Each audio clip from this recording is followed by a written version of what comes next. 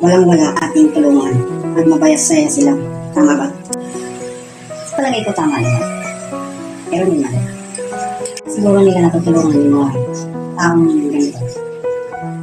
Kasi nakikita nila ng porsigido at disidido sa buhay. Nasisigaw. Hindi umaasa lang sa tulungan ka. Tsaka if ever na at tulungan din nila yan. May mga naka-video, may hindi na video. Marami silang natulungan. Kaya kung sabihin na hindi sila tumulong sa mga ikaw sa buhay. Talagang tinulungan lang nila to dahil nakikita nila disidido sa buhay. Posible. Alam mo ganito kasi ganito. Itong mga taong ganito na nabibigyan ng oportunidad, mas dumadami opportunities nila kasi nakikitaan sila ng potential na kaya nilang gawin. Mas mapaangat pa yung sarili nila. Kaya sila binibigyan ng ganyan para mas makatulong pa sa maraming tao. Ang laki.